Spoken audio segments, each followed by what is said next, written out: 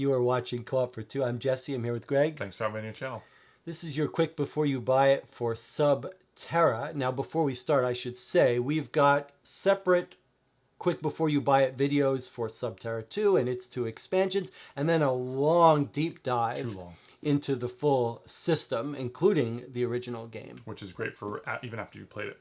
So yeah, this is going to be a very odd little quick before you buy, because we're not going to really go into the game in a way we would normally do so, because we came at this Terra because we were huge fans, that's a little spoiler, of Terra 2. So we kind of went backwards and played a more, a more advanced, or maybe not advanced, but a more refined version of this system.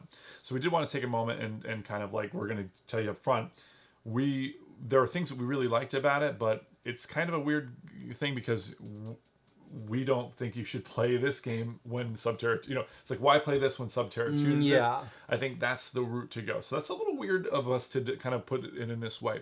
But now that we've said that, that's the direction that we've come through the game. Maybe we would think about it completely different if we had played this before playing Terra 2, but that's kind of the way we've come about it. So let's talk about, for if you're interested, how this differs from that. What are the differences in this system versus the other? Mm-hmm.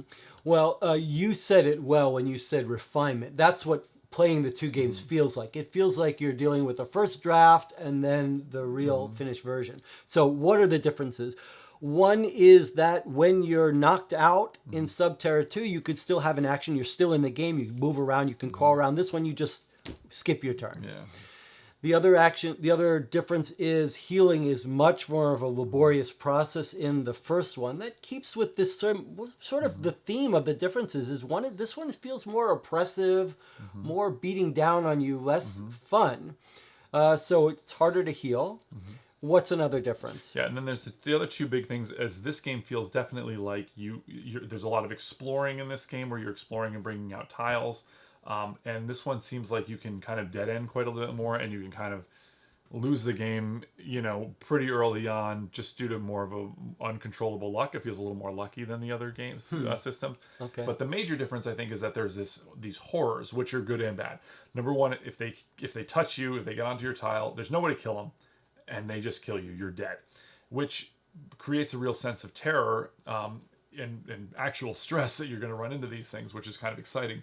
But on the flip side, it can end your game pretty quickly and kind of lead to maybe some bad experiences. And it feels like a real lack of agency. You can't fight them. You can't do anything about them. It's missing some of the fun, some of the tighter. It feels like all of the dials have been adjusted in the new version to make the puzzle more interesting, more controlled, more refined.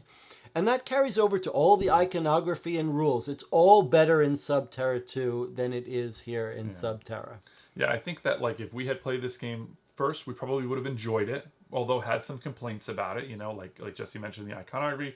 There's a little more luck in the way the tiles come out, and the way certain actions. Some actions you spend your entire turn trying to do something, and you roll a die and it doesn't work.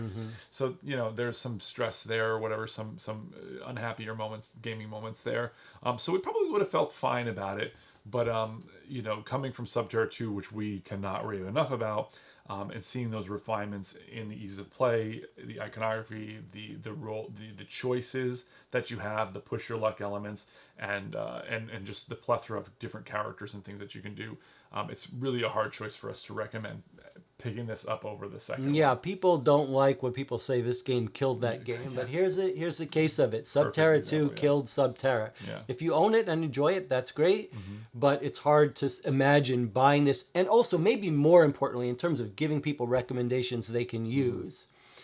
If you love Terra 2, you probably don't need to buy this. It's not going to scratch that same itch in the same way. Just bother them to make more Terra 2 This does have a few expansions available. It does, you're right. So people can try those to mix up the game more. But I mean, like in a world when Terra 2 exists, it's hard to imagine you'd want to. Yeah, although if someone disagrees with us, if someone's played both games, especially if you played them in a different order from us, start with Terra and then went to Terra 2, and you differ, you have a deeper feeling about the original and like it better, I'd love to hear it. And we should know, this is, a lot of people put this on their top 10s. They think it's one of the best games. And as I say, we're very colored by our thinking is very colored by the fact that we played the second one and loved it so much. So It's it's kind of hopefully. I mean, there's other videos and stuff about this. There's plenty of them. So this is hopefully adds a little foil to some of those other more positive reviews. And again, like we love the system. I'll tell you what else. If this was Subterra 1 and we rated Subterra 2 10s, what's Subterra 3 going to look like? I want to play it. Yeah, Let's do me it. too. All right, we'll see you on the next video.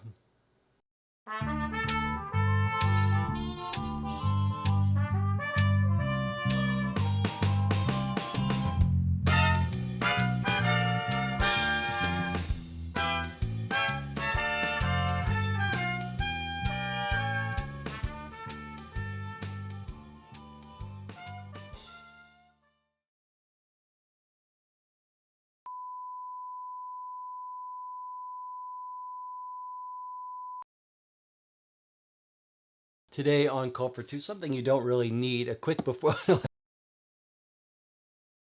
Today we're going to be doing a quick spoiler. Fuck me.